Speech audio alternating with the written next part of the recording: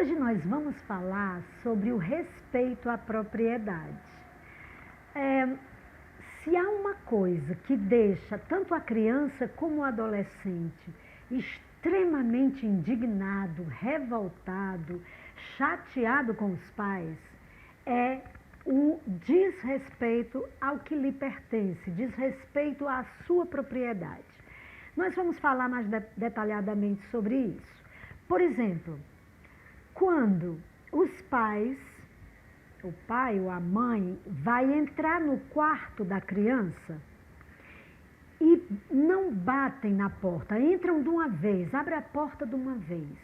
Já a partir de 8 anos, a criança já começa a querer ter privacidade e respeito. Então, quando a mãe ou o pai invade de uma hora para outra, abre a porta e entra, isso ela se sente desrespeitada, ofendida, agredida na sua pessoa, no seu particular, e ela pode, mais tarde, descontar isso com uma desobediência, com uma grosseria com os pais. E aí vai dificultando o diálogo, dificultando os entendimentos tão necessários para o dia a dia. E não é muito apenas bater. E é questão de educação. Você também está ensinando o seu filho a ser educado. Porque o correto é bater em qualquer porta que você for entrar. É num consultório, é numa sala de um gerente, em qualquer lugar que você vai entrar, a porta está fechada.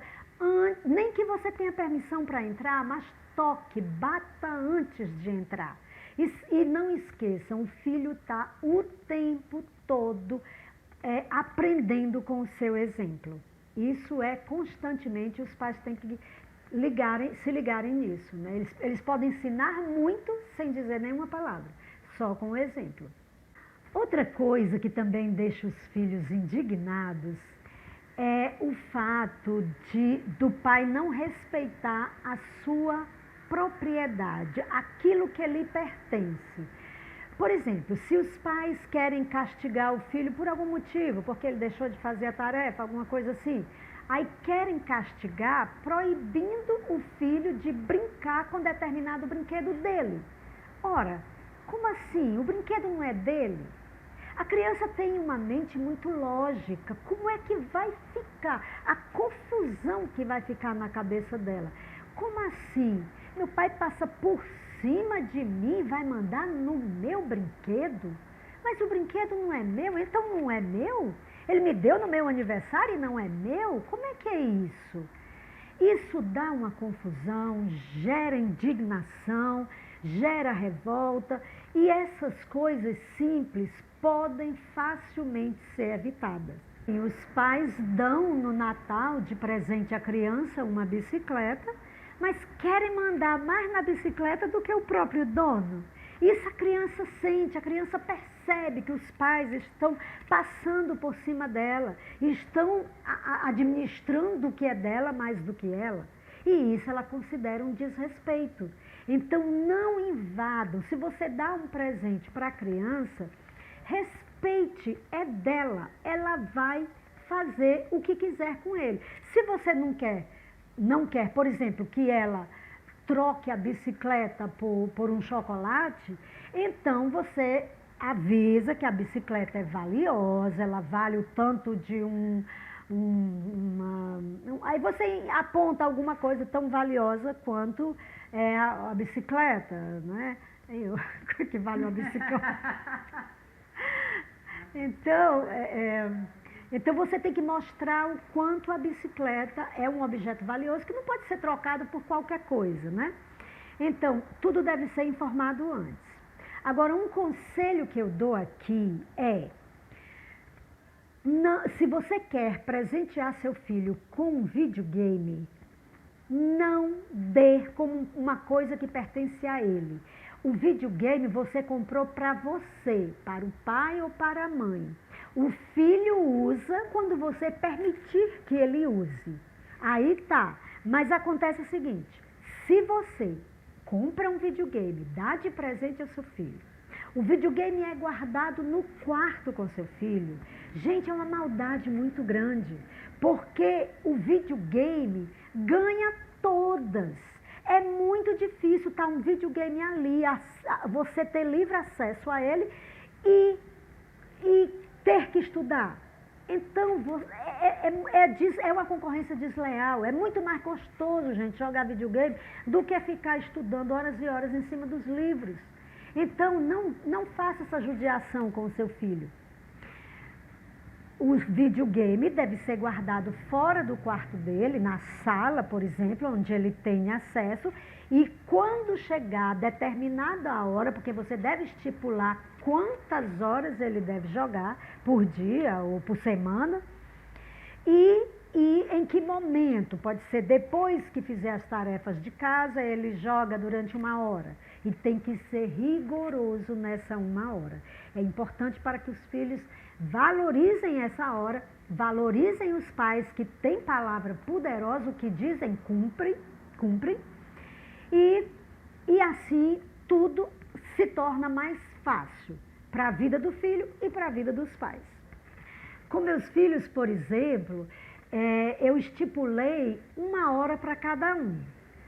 Passava 1 hora brincando, depois pertencia ao outro irmão, era a vez do outro irmão. Então eu não tive problema nem de ficar vigiando, porque eu deixava que eles se entendiam, e eles se entendiam mesmo, porque quando desse hora X, a irmã já corria lá, ei, agora é minha vez. E ele tinha que dar. E com isso eu tinha a minha tranquilidade. E eles ficavam alternando, se respeitando, porque afinal de contas o respeito existia mesmo. Eu tinha muito cuidado com relação ao respeito e eles, por conta disso, se respeitavam também um ao outro, né? É uma técnica para você não ficar ali em cima se desgastando. Mais uma coisa que eu vou falar também, que é muito doloroso para a criança e igualmente para o adolescente, eles, por exemplo, você bota uma regra, né, que você só assiste TV na parte da manhã, determinada hora. Mas aí, quando é 1 hora da tarde, você ali saiu, quando você chega, o filho está na televisão, ou está no celular, quando era para estar fazendo a tarefa, ou está no videogame. Então, o pai e a mãe ficam revoltados com isso, com essa cena, vai lá, tira logo tudo da tomada, com muita raiva, e grita com o menino, passe já para seu quarto, você vai estudar, vai fazer a sua tarefa. Não foi isso combinado. Gente, infelizmente, isso aí só vai aumentar a revolta, a raiva no coração da criança. Primeiro, você passou de novo por cima dela. Ela sabe que está errada, ela sabe que não é o momento para fazer aquilo, não é o momento de lazer dela, para ela estar vendo televisão ou celular, ou seja lá o que for. Não é, ela sabe, ela já tem esse peso na consciência dela, é natural, que ela devia estar fazendo, era a tarefa dela. Então você não precisa agir dessa forma. Você chega e diz, você sabe que esse não é o momento para você estar na televisão, no celular ou no videogame. Então desligue agora e vai fazer o que tem que fazer. A sua obrigação. Depois da obrigação você faz, mas agora não. Agora é a obrigação. Você vai para o seu quarto fazer. Desligue. A criança é quem tem que desligar. Quando ela mesma desliga o aparelho, então ela não vai guardar mágoa nenhuma. Ela sabe que você tem total razão. Ela respeita isso e ela vai lhe atender. Se por acaso ela diz, ai, mas deixa eu morrer aqui, eu ainda tenho uma vida, aquela história dos videogames, né? Então você pode dizer, não, porque o tempo não é para o jogo. Tem que desligar agora. E como ela sabe que a sua palavra é forte, que a sua palavra é valiosa, porque quando você diz uma coisa, você cumpre, então ela vai lhe atender imediatamente. Uma outra coisa que também causa indignação e vergonha no filho é quando ele, por exemplo, se envolvem com algum problema na escola, ou brigou com um coleguinha, ou bateu, qualquer situação que ocorreu lá na escola, ele chega em casa e simplesmente quer informar ao pai ou à mãe o que aconteceu. Ele não quer nada mais do que isso, de informar os pais o que está acontecendo. Mas aí os pais tomam as dores para si e passam, mesmo contra a vontade da criança, passam por cima da criança e vão lá na escola tomar satisfação com o professor que deixou o filho bater no seu filho, que chama os pais, vai para a direção, arma um barraco danado lá na escola e o filho, gente, passa uma vergonha na frente dos colegas. Isso é terrível para a criança. Os pais aí estão cometendo dois erros. Primeiro, eles não estão se incomodando com os sentimentos dos filhos. E segundo, eles não estão permitindo que os seus filhos resolvam, aprendam a se desenrolar dos seus próprios problemas, aprendam a solucionar os problemas criados por eles. Os pais não têm que se envolver. Quanto mais essa independência de se resolverem sozinhos os filhos tiverem, mais autossuficientes, mais seguros de si eles serão no futuro. Isso é uma preparação para eles encararem os seus problemas de frente, as dificuldades da vida de frente. E é assim que se treina para isso. E os pais, quando avançam, vão lá e fazem tudo isso, eles estão castrando do filho esse direito de aprender. Isso é muito chato, é muito triste. Agora sim, quando é que os pais poderiam se envolver na escola? É quando envolvesse algo seríssimo, justiça, polícia, alguma coisa assim muito grave, que um filho bem educado provavelmente não vai se envolver com isso, né? Bem, esses são alguns dos pontos que os pais, sem perceber às vezes porque não estão lembrando das emoções das crianças, não atinam para isso, eles fazem inocentemente, fazem sem querer. Mas para isso, aqui estamos nós para orientar e mostrar que essas coisas podem ser evitadas, facilmente evitadas. E os benefícios para o seu filho são imensos. Você, quando bate na porta do quarto do seu filho para entrar, você está ensinando ele a ser educado e a respeitar o outro. Quando você respeita que determinado brinquedo pertence ao seu filho, você dá a autoridade a ele para administrar o brinquedo, o seu filho se sente gente, se sente valorizado e o mais importante, aprende a respeitar o que é do outro. Daí é impossível seu filho, por exemplo, tirar do coleguinha, pegar para ele uma borracha, um lápis, um caderno. Isso não acontece, porque ele já sabe que o que é do outro e é ele quem tem que cuidar e administrar. Ele não vai avançar, porque ele sabe, aprendeu com os pais a respeitar. Então, também entenda que o seu filho, ele sabe quando ele está cometendo uma falha.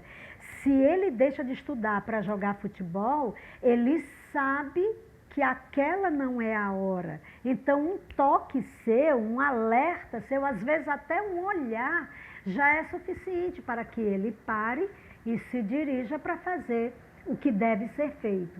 Não precisa se desgastar tanto, tá? A educação respeitosa é exatamente aquela que não envolve desgaste, envolve uma excelente comunicação, envolve respeito mútuo, tanto de você para o seu filho, como do seu filho para você. E olha, gente, esse respeito volta para você na adolescência. Se o seu filho foi respeitado na infância, não tenha dúvida, você não terá atrito. Se tiver, é o mínimo possível.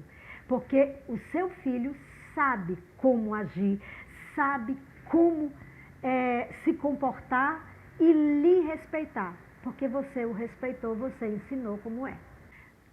Um lar em que os sentimentos de todos são respeitados, os pais respeitam o sentimento dos filhos e os filhos respeitam os sentimentos dos pais, isso perdura em todos os atos, é refletido em todos os atos. Por exemplo, na minha casa, eu me preocupava muito em manter o respeito e as boas emoções no dia a dia. Um tratamento adequado, um tratamento justo, um tratamento agradável, tanto para mim como para eles. Então, esse cuidado com o emocional, eu recebi de volta, por exemplo, quando os meus filhos saíam, jovens já, né, 16, 17, 18, 19, 20 anos, todas as vezes que eles saíam, eles faziam questão, eles mesmos faziam questão de dizer para mim aonde iam, que horas voltavam, com quem estavam. E se por acaso eles estivessem num canto e fosse sair para outro lugar, impossível sair sem me avisar antes. Eles avisavam: mamãe, estou indo para a casa de fulano, vou passar uma hora lá e depois volto para casa. Gente, esse tipo de aviso eu tinha, por quê? Porque eles sabiam que eu me preocupava, então eles tinham respeito pela minha emoção. Eles não queriam me desgastar, porque eu nunca explorei nem desgastei o emocional deles. Então é isso, por eu respeitar o seu emocional, o emocional do meu filho e da minha filha, quando eles eram criança, eles respeitaram o meu emocional quando eram adolescentes, jovens, adultos. Isso é um retorno. Eu plantei e colhi. E isso qualquer um agindo dessa forma, que não é difícil, colhem do mesmo jeito, a mesma coisa. Uma coisa muito interessante que eu posso dizer aqui como exemplo, que aconteceu com a minha filha. No meio dos adolescentes, jovens, por aí, tem uma cultura que não se deve atender ligação dos pais, da mãe principalmente, em baladas, quando estiverem por aí, um barzinho, qualquer coisa, qualquer lugar. Não se pode atender, né? É motivo de riso, de zombaria, aquele que atende a ligação da mãe. E um belo dia, ela estava cercada de amigos e o celular toca e as amigas viram que era eu, era a minha ligação, né? Então ela simplesmente pega o telefone e vai atender, e as amigas: o quê? Tu vai atender? KKKK. Começaram a zombar e ela, cheia de personalidade, atendeu, falou comigo tranquilamente, até terminar a conversa numa boa, e não se sentiu envergonhada. Ela sabe que está fazendo o correto, ela sabe que deve me respeitar e me atender, isso é muito importante para ela. E não importa o que as amigas estão rindo, estão zombando, não importa, ela tem um senso de justiça, um senso de retidão muito forte. E ela ainda chegou em casa me contando que achou um absurdo que exista essa moda aí entre os jovens de não atender o telefonema da mãe. Ela achou ridículo, dela mesma achou ridículo esse fato dos outros filhos não atenderem e deixar a mãe em casa preocupada, aflita. Eles não têm o cuidado com a emoção, com o emocional da mãe. Mas isso tem uma explicação. É porque os pais, quando elas eram crianças, eles ou elas eram crianças não tinham não aprenderam a respeitar o emocional do outro. Gente, o emocional é algo que pesa demais num relacionamento. E agora eu não digo nem só do relacionamento entre pais e filhos, relacionamento conjugal, relacionamento entre chefe e subordinado. Qualquer relacionamento é preciso ter o respeito, o cuidado pelo emocional do outro. Você quer ver um relacionamento dar muito mal? O marido diz uma coisa fazendo questão de ofender a esposa, deixá-la mal emocionalmente. E ela, em troca, mais tarde, faz a mesma coisa. Vai dar o troco, deixá-lo mal. E um fica concorrendo quem faz o outro ficar pior. Gente, um relacionamento assim é fadado ao fracasso. E a nossa sociedade está aí provando que nós não respeitamos, não tivemos esse cuidado precioso com o emocional de nossos filhos. A sociedade comprova que a nossa sociedade, cheia de problemas, cheia de egocentrismo para tudo quanto é lado, isso cada um só pensa em si, cada um só vê o seu lado, o outro, se ele está sofrendo, se ele vai se dar mal, se ele vai chorar, se ele vai se indignar, problema dele. Mas não é isso que nós temos que ensinar aos nossos filhos.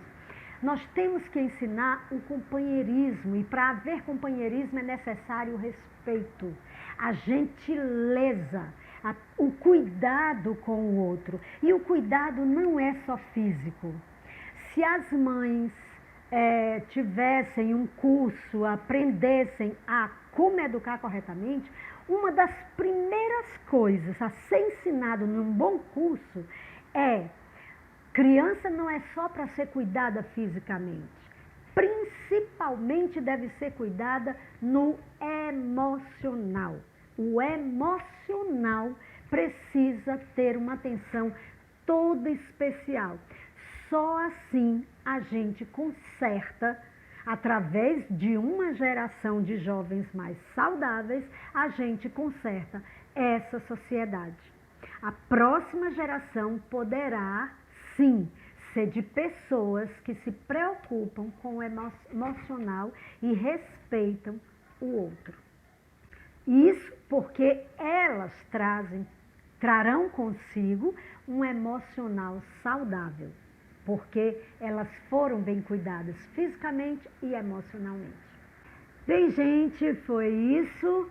E se você gostou, compartilha, comenta, curte aí, que eu vou ficar muito feliz. Até o próximo vídeo.